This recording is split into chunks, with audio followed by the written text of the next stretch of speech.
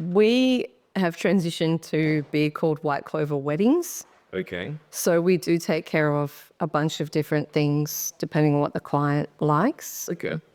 We kind of say that we're DJ, MC, Okay. and acoustic musicians. All right. Well, welcome to our first ever Wedding Club podcast. We've got Kate with us today. I'm so happy to be here. Good to have you. So Kate and Tom, her awesome husband, they'll be sitting in the back.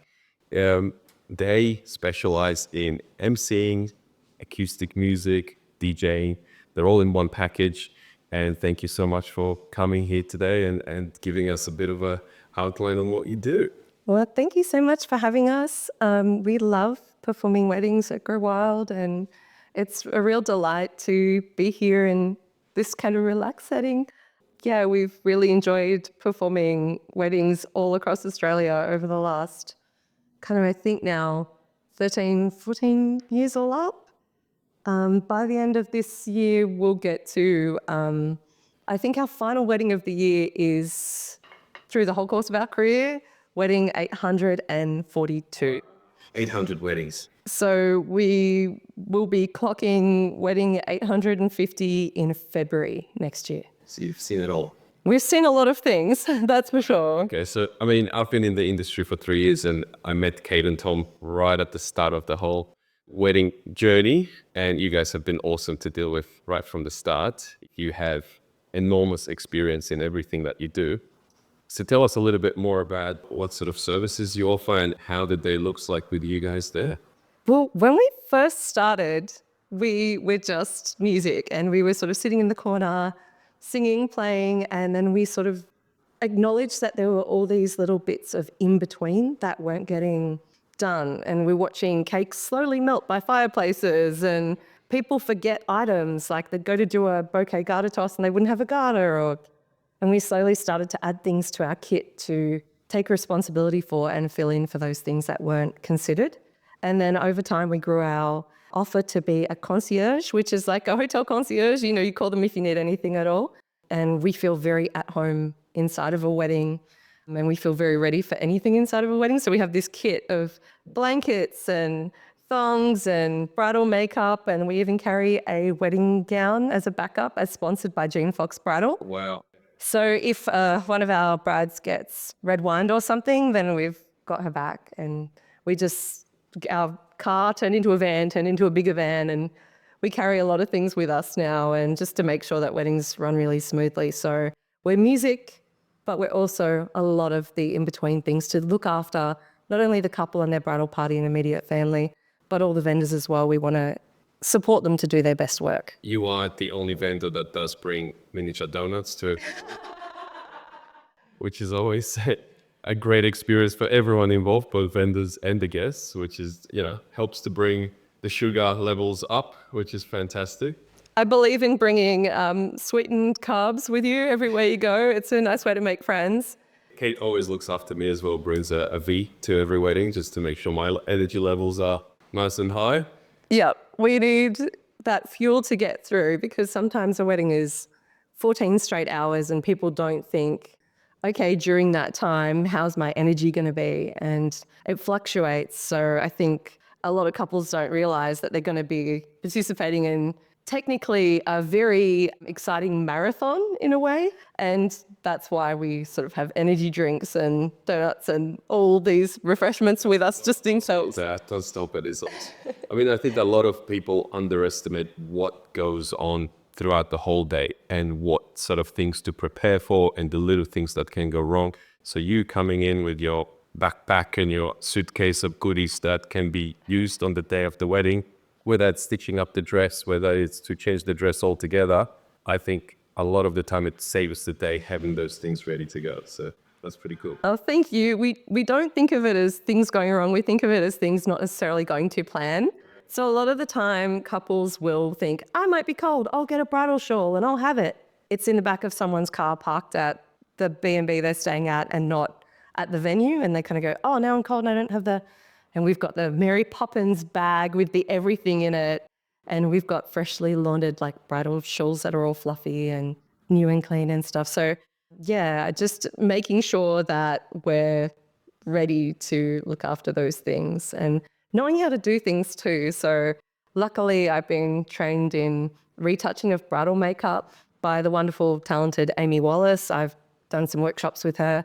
So if our couple get big red kisses all up the sides of their faces, I can sort of tidy that up and replenish it, and with my beautiful, sterile, lovely kit of things. So I think it's just having the skills to bustle a dress or do any of those things that are needed in the moment. And definitely Tom, has those things like pinning floral lapels and folding pocket squares down to a fine art. That's fantastic. Wow. So you've been in the industry now for 13 years? Or a little bit longer than that, but yeah, we've been our own business, not working for other people, for about 13 years and 11 years full time, Okay. wedding people. And what sort of advice would you give to vendors getting into the wedding industry, given your extensive experience in this? I would say to wedding vendors getting involved, they're usually very passionate creatives who are turning their amazing talent into a business. They often forget about sustainability. As someone who's stayed in the game, I can tell you that you need to create support systems and really think about your processes, because you will need to show up every time. So you need to consider sort of your downtime and nurturing, nourishing yourself. And also, weddings are its own culture. I think you've got to respect the industry as it is. A lot of people come into the industry and they're like, I'm changing things and I'm not acknowledging who's already here. Like, you step into the space, meet everyone who's in the space, because it's pretty tight. Like, everyone knows everyone, even interstate, really. That's one thing I found getting into the industry is that it's a very small space. Everyone knows each other. Well, it's such a beautiful industry to be in. I think a lot of people say, oh, you're in this just because you love the couples and the weddings. And I do. I love the vendors. They're my people, man. They're talented, brilliant, creative. It is probably the industry for creatives, for people who are just talented in creative arts, whether it's painting, whether it's singing, whether it's doing a great ceremony, whether it's photographs, video.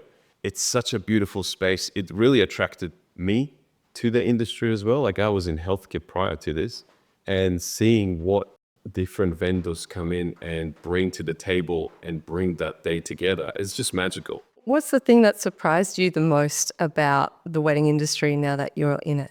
Well, one of it was how small it was, how everyone knew each other, and how close knitted the community was. So from the start, like, I was in healthcare, so we didn't know much about weddings as such when we were first starting.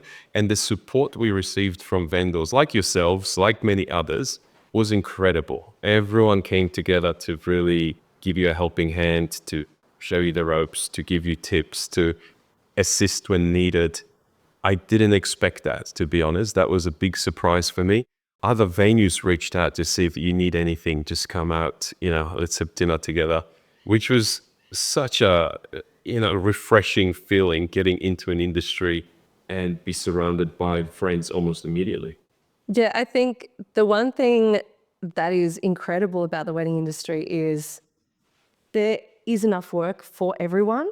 A lot of people think they're getting into it and it's entirely saturated. It's not true, because every business runs itself differently. We're all different products, and there's so many events going on and so many different kinds of weddings. Like, the weekend just passed, we had a beautiful Chinese wedding on the Saturday, had an incredible Jewish wedding on the Sunday. And they were so vastly different. And yet some of them wanted similar love songs or whatever at different points in the night. But just the fact that it doesn't matter where you come from, which industry you come from, when you step into this industry, there will be work for you, and there you will have friends, because we all need each other. We're all colleagues.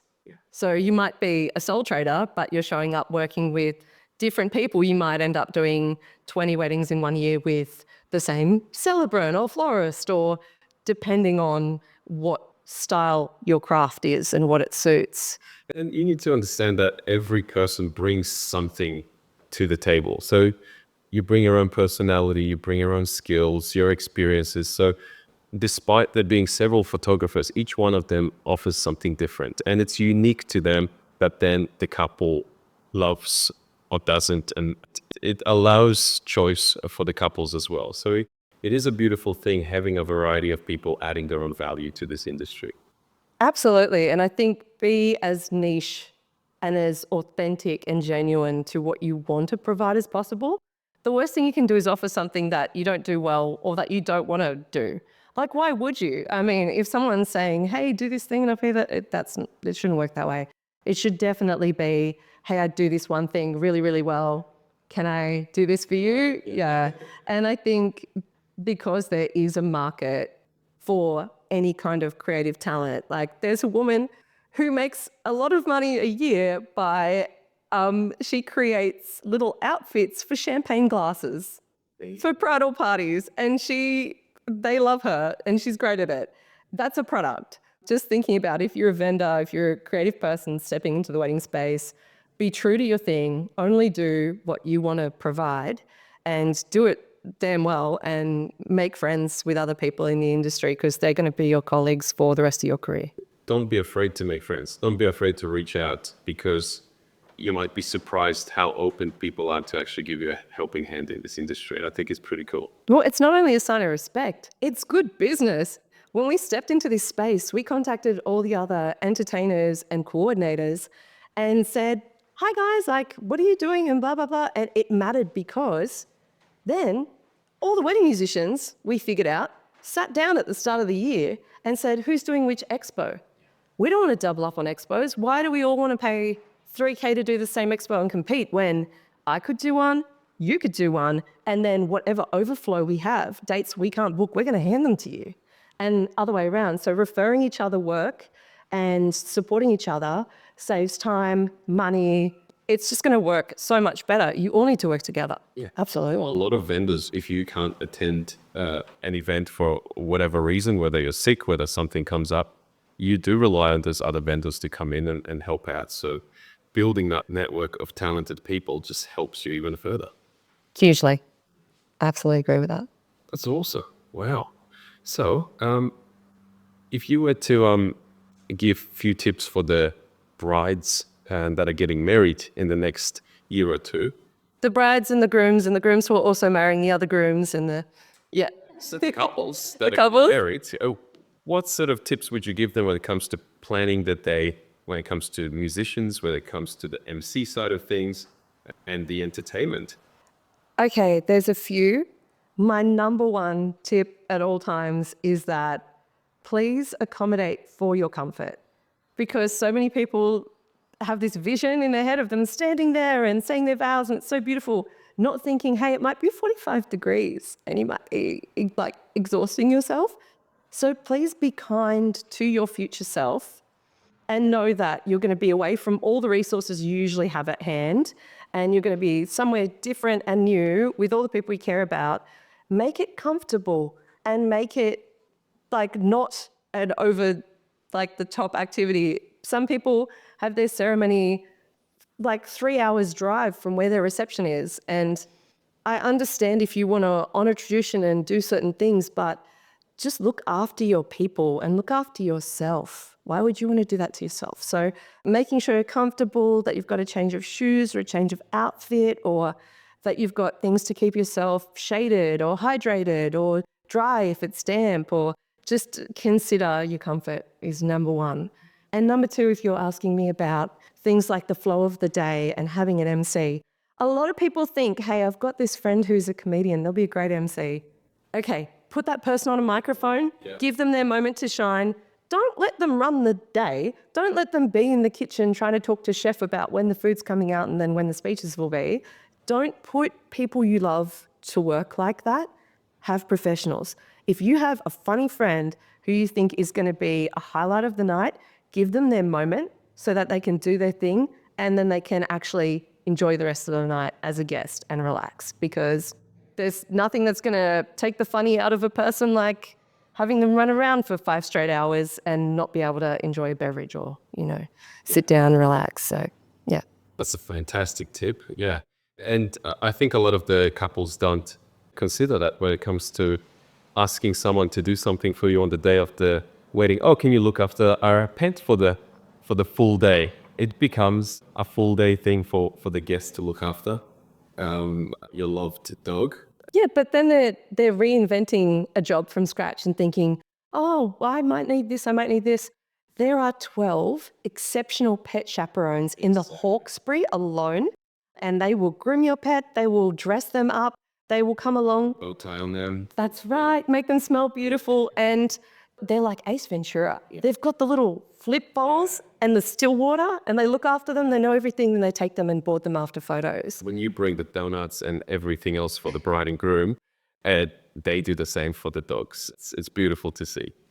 You're thinking that you're inventing a new job that already exists and there are professionals to do it. And when you're looking at the price of hiring someone like a pet chaperone beforehand, you'd be like, maybe we can save that money and use it on something else. In the moment, you would pay whatever to have a professional standing there looking after your fur baby because you care about them so much and you wish, suddenly there's no drink for them and you wish there was. So just consider what it will mean on the day and just, have these incredibly talented people look after it for you. Yep. Yeah. And I can speak from experience. Jane and I got married 5 years ago now. You got married where we got married. It shared the same place. That's right. And I guess the main thing that I look back and think about is what sort of things we could have outsourced. And yes, it would have cost a little bit of money, but I would have been able to sleep the night prior. And I would have been able to relax the morning of the wedding instead of working through the whole night, through the morning of, DIYing all the florals, setting everything up ourselves, rather than having a coordinator, rather than having a florist that can come in and do that for you. An exercise I think I'd really like couples to do when they're planning their wedding, they're usually sober, well rested, sitting in a cafe with their friends and family feeling like $1 million, sitting there going, and we can have this and we can have this. I want you to look at your wedding plans when you are haggardly exhausted from a full day of work and think, if I was feeling like this right now, would I want to do the day? Because you will tire yourself out at some point on the day if you're doing too much. So just consider how, if you would want to still go through the wedding you've planned for yourself, if you were feeling really run down. And if you look at that day and go, yes, I would still want to do all those things because I will have a chance to rest here and I can't wait to sit down and enjoy food there. And then, you've made a good plan. Just a person with levels of energy way up most, go ahead. But a lot of people do need those breaks. They need time to spend with their guests. Like it's their day. They took a year to plan it. They spent a lot of money on it. They should be present. They should be able to enjoy it with their guests and let us take care of all the logistical side of things, discussions. I agree. I think doing all the work up until a point and then relinquishing. And just let it go. And then just enjoying, so you're planting all the seeds and then actually enjoying the shade of the trees by the time you get to the wedding. I say that it flies, the time, the 8 hours you have or whatever time from ceremony to the end of reception. It flies. If you have 100 guests and you need to speak to all of them, all of a sudden, minutes turn to, they start going much quicker than you think. So having that time and as much of it as possible for spending that time with the loved ones, often they'll come from overseas. Often there'll be people you haven't seen for so long. And don't forget, this could be one of the only days where you have all these special people in one place with you. Yeah. Celebrating a special day, looking amazing, feeling amazing, everyone's happy.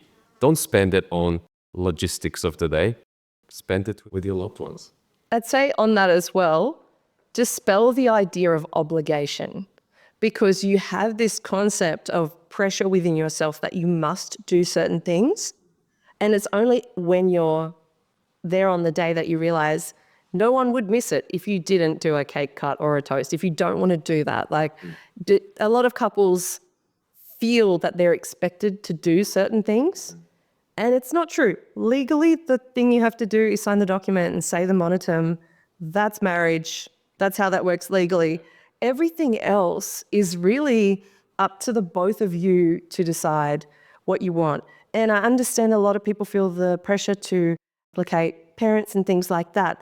But you can honor family and tradition without putting yourself through a gauntlet. Like there's gentle ways to do it. But that was a big thing for us as well. We had to take a lot of that into consideration, the parents' opinions, who do you invite, who you don't invite, what you do yourself and what you outsource when it comes to saving money, and the traditions of having a bridal party and not having it or having a smaller one. A lot of it, I feel like we were driven by what we've seen happen at other weddings instead of doing it ourselves. I'm actually worried that a lot of people make decisions based on what they see in movies. Not because some people haven't attended. I mean, my beautiful Greek friends have all attended 1,000 weddings because that's, and then I've got some of my Caucasian friends who will be getting married and they've been to one wedding in their life. And so they're going off Twilight or something like that. And the florist is like, sorry, I can't make wisteria fall from the sky. You need a structure if we're going to do that. So they look at things and go, oh, you can make that happen because it happened in a movie. And that's not true.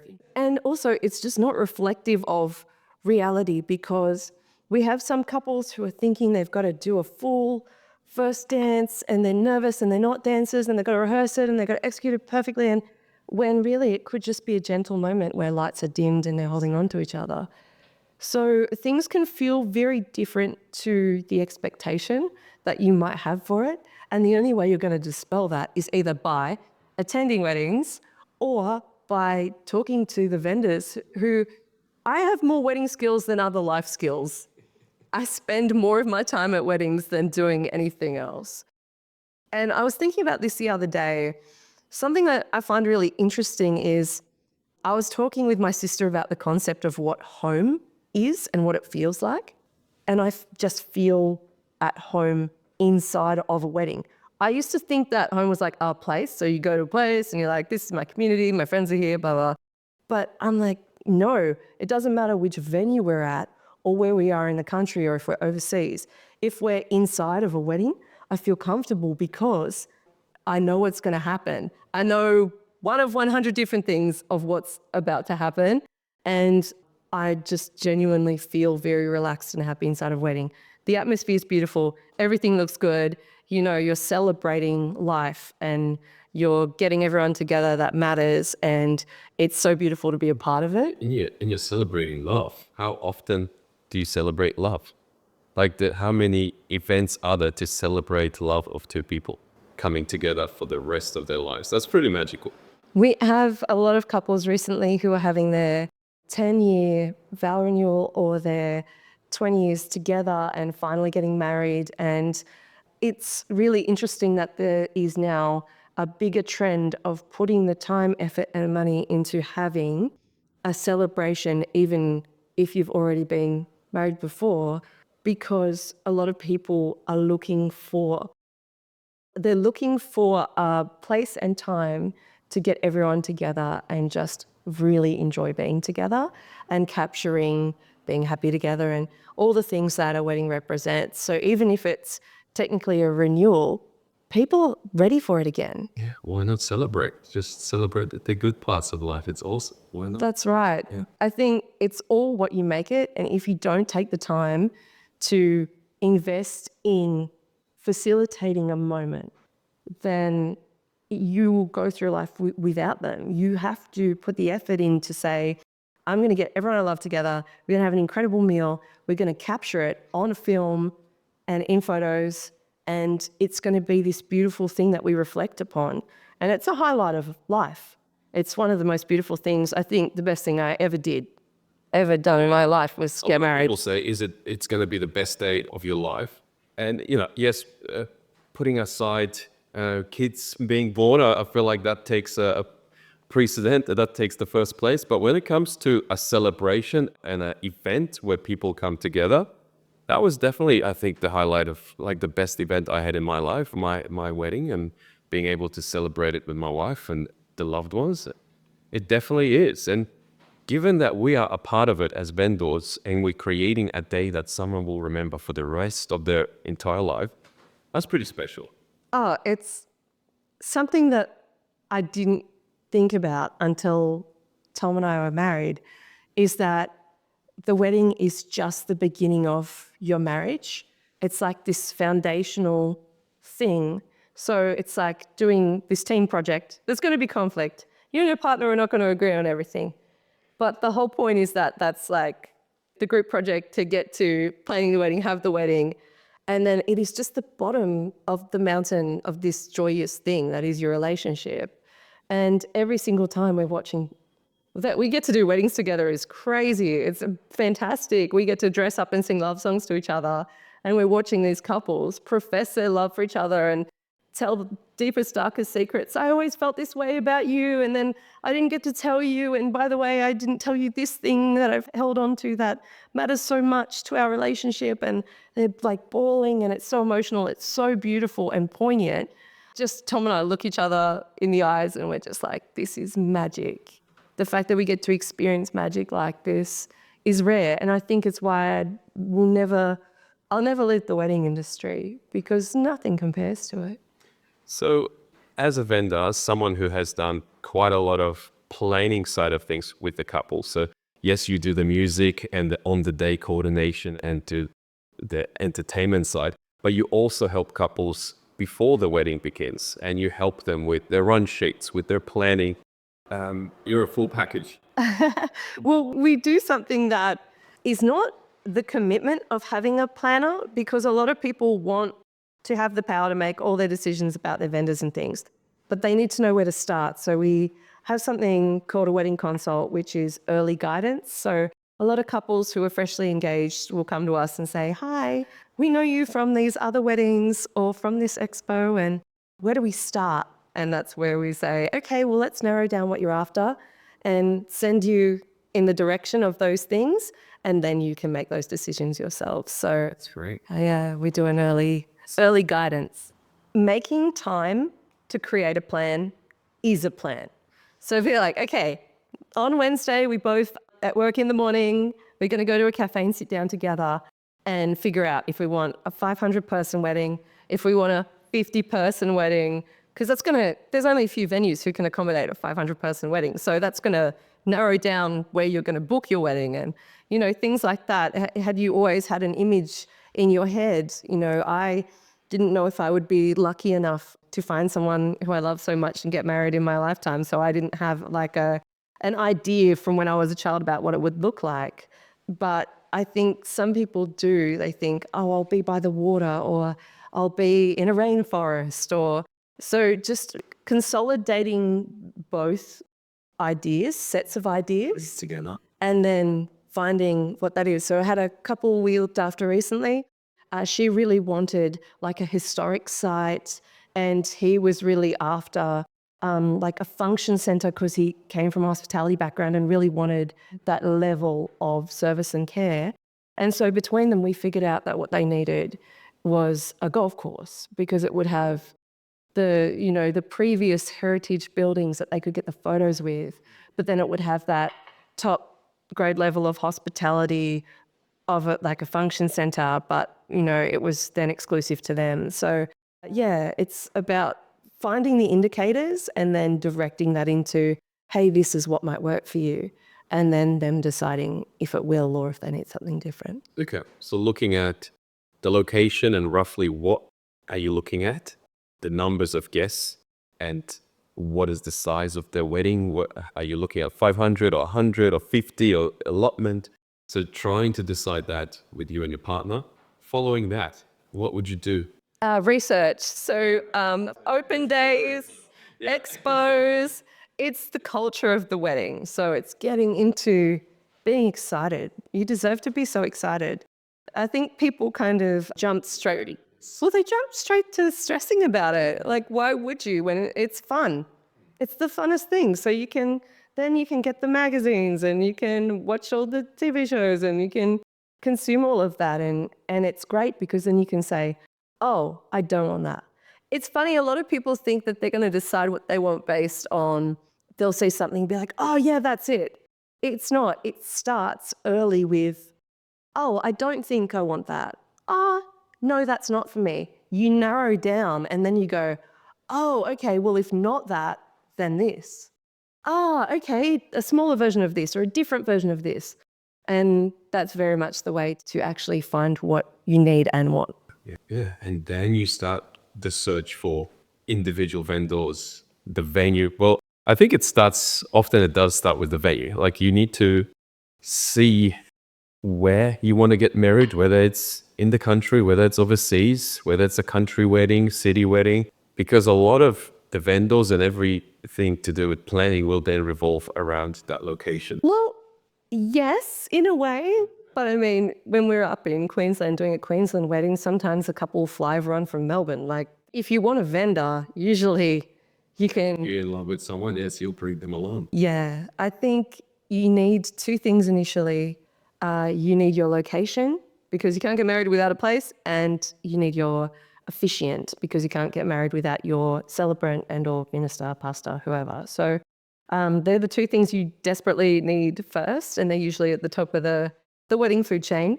But yeah, if you see someone's work who you love, if you've been following a photographer for years because you know their work is beautiful, then you're going to come to them and ask them questions too. And they're going to know because they will have also done maybe 1,000 weddings, you know. They're going to be able to interpret your signals and supply you with the resources. That's fantastic advice. Thank you. How are we tracking? Yeah, I think we've done this. We've covered pretty much every area of the planning side of things. Actually, no, just a few more questions about your DJ slash acoustic music side of things. What are some of the things couples should be looking for when it comes to musicians and entertainers on the day, and how early in the stage should they be starting to look for musicians? Well, we are in a wildly talented industry. A lot of wedding musicians are signed to record labels and have toured with famous people, and they're just incredible. Like, I'm in awe at the people that, you know, are our friends who are wedding musicians, and there's so many of them, and they're all so different. And there will never be anyone who exists who sounds again like, you know, one particular talented voice, or, you know, if you really have fallen in love with someone's craft and how they sound or what they provide, you try and lock them in as soon as possible and listen to what they're suggesting as well, because you might have a vision of what you think might work. They're going to actually tell you what will work, and you'll appreciate it in the moment. There's so many different formats of wedding in terms of the layout of the day and how it runs. Tom and I are very much part of the gentle dinner music, followed by as much upbeat dancing as you want for myself as a DJ. But I also very much support the idea of having a full, you know, a 12-piece band with a saxophonist and everything. And then if you want to dance on entry and then have food, then dance again. Like, you very much can have that. So having to think about your guests and their age group, if it's predominantly going to be your parents' age bracket and they're sort of 60 upwards, you're not going to want to have dancing for 5 hours. You're going to want gentle music that they can sort of sit and relax to. If you're going to have predominantly people from 20 to 40, then you might want to have dancing all night. So really just considering your guests and what they'll enjoy along with what you'll enjoy, and know that you can honor what you and your partner like without having to inflict kind of discomfort on your guests. So I got to, as a DJ, support Bring Me the Horizon the first time they came to Sydney like 10 years ago at the Hordern Pavilion. And I do like metal and punk music and stuff like that too. We have couples who come to us who love metal music but have a conservative family and they don't know what to do about that. So we say, hey, maybe an hour early, you do a fake exit and sort of say goodnight to the parents. And then for an hour, you can have a pit and we can play the music you want. And then you can get like sliders or pizza or whatever you want and enjoy that for yourselves.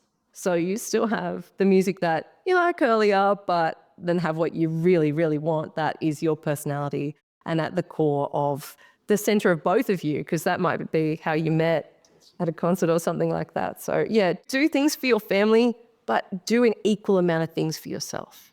Tell us something cool. Tell us, out of the 13 years of being in the industry and doing 850 weddings, what are some of the most memorable moments? What are some of the stories you could share with us? Okay, one story that Tom and I like to tell to take the pressure off our couples who are worried about dancing is Tom and I had the absolute honour of performing the wedding of two of the London Ballet Company dance members, and they were very talented. They came over and had a wedding at Whale Beach, and they put a lot of pressure on themselves for doing this incredible first dance. And they kind of told everyone, we're not doing first dance, so that they wouldn't expect anything. But then they like trained and practiced and choreographed this dance. And it was a little stressful for Tom because he couldn't just be like fluid on the guitar. He had to be note for note, moment for moment. So he rehearsed for like 3 months straight, really put the pressure on.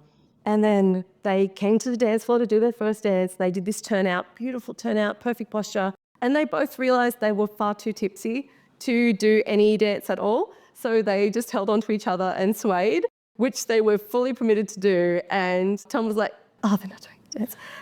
You need to take the pressure off yourself and know that how you feel in the moment will be different to what you think is necessarily going to happen. So I think if a sway is good enough for some of the best ballet dancers in the world, a sway is good enough for you both. You can go to dance lessons if you want to just have a beautiful experience together and learn something new. I very much encourage it. But don't try and think that you can manufacture this whole epic day to a T without it exhausting you. Leave room to relax and breathe and drink it all in.